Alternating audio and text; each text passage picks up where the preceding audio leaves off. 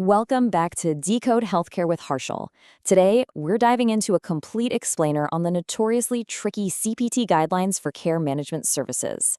Look, if you've ever felt completely overwhelmed by the dizzying array of time-based codes and the ultra-strict documentation rules in the manual, you're in exactly the right place. We're going to decode this entire framework together, step by step. Here's our agenda for this explainer. We'll start with the care management framework, move into chronic care management, look at complex chronic care management, explore principal care management, cover the key rules and exclusions, and finish up with a final review. Section 1. The Care Management Framework. Okay, before we even start throwing specific codes around, we absolutely have to establish the foundation. What are these services? Basically, they represent non-face-to-face time. This isn't exam room time with the patient sitting right in front of you.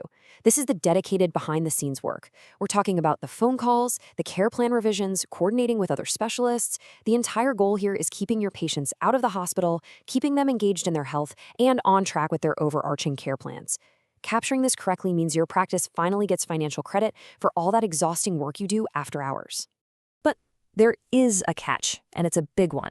If your practice doesn't meet all of these baseline mandatory capabilities, you literally cannot bill for any of the care management codes we're about to discuss. It is a strict barrier to entry. You have to provide 24/7 access to care providers for urgent needs.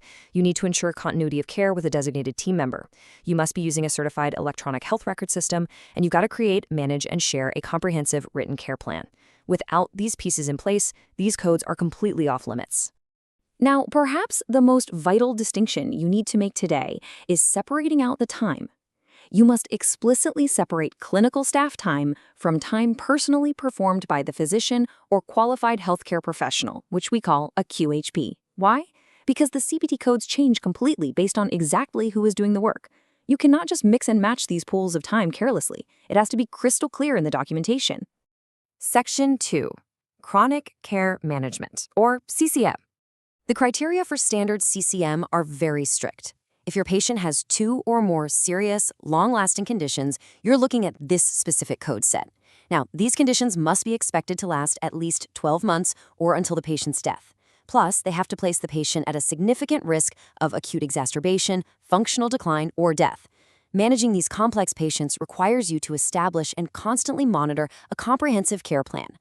When you dig into the official CPT guidelines, you quickly realize that time really is money when it comes to non-face-to-face services. There are distinct, heavily regulated pathways for clinical staff versus the physician. Ultimately, it all comes down to watching the clock. So, let's break down those exact minute thresholds so you don't miss out on legitimate revenue. This breakdown is absolutely crucial to keep in your back pocket. If your clinical staff is doing the work under provider direction, they operate on a 20-minute base threshold using code 99490.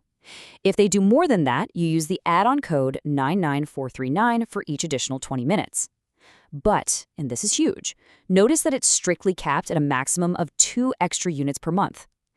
Conversely, physicians and QHPs operate on a 30-minute base threshold using code 99491. Their add-on code 99437 covers every additional 30 minutes. And importantly, there is absolutely no unit limit on the physician side. Section 3. Complex Chronic Care Management. So, what happens when those multiple conditions become incredibly difficult to manage? 60 minutes is the magic number to jump from standard staff CCM to complex CCM. If you don't hit this massive initial time investment, you're staying right there in the standard lane. Complex CCM is defined by 2 major factors. First up, it requires elevated medical decision-making, specifically moderate or high complexity MDM as defined by standard EM guidelines.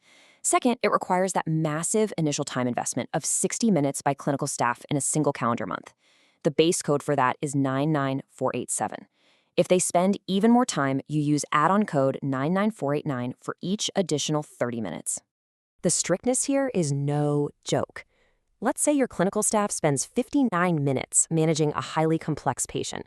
Can you bill for complex CCM? No way.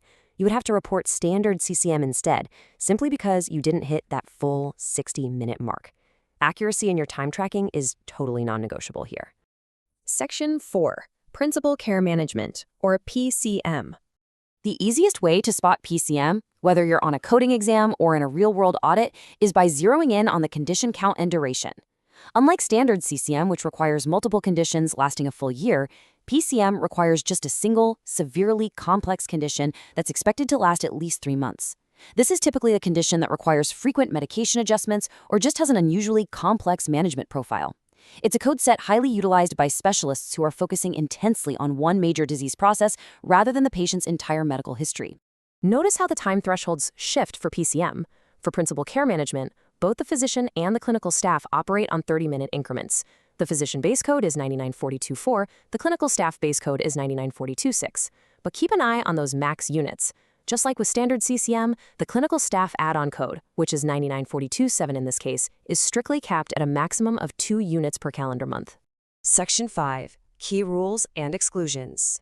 This rule right here is absolute. There is zero double dipping allowed. If a physician spends 30 minutes on a telehealth visit, that exact same 30 minutes cannot also be counted toward chronic care management. Every single minute of service time is spoken for and can only be allocated to one specific service code. You've got to keep your time buckets completely separated. All right, let's run through the golden rules you need to live by. First, only one professional can assume the care management role for a patient per calendar month. Second, you cannot bill standard CCM, complex CCM, and PCM simultaneously for the same time periods. Third, if 2 staff members are working with a patient at the exact same time, you only get to count one person's time. But here's a fantastic audit tip for you. If a physician spends 15 minutes on care management, which isn't enough to trigger their 30-minute 9949.1 code, that 15 minutes can legally be rolled over to help meet the clinical staff's 20-minute threshold for code 994090. That's a great way to make sure no effort goes unbilled. Section 6, final review and outro. Let's lock all this in with a quick test. Read the scenario carefully and ask yourself 2 vital questions. Is it 1 condition or 2, and how long is it expected to last? I'll give you a second to think about it. Did you get it? Because it's a single condition and it's expected to last over 3 months, it is a textbook principal care management case. You'd look to codes 99424 through 99427, depending on exactly who performed the time. Remember, mastering these codes is all about condition count, medical decision-making, and those precise time thresholds. But it really begs the question, how many thousands of dollars is your practice leaving on the table every single month simply by not properly tracking this behind-the-scenes time? It's definitely something to look into. Thanks for decoding these complex guidelines with me today. Don't forget to like, share, and subscribe to Decode Healthcare with Harshal.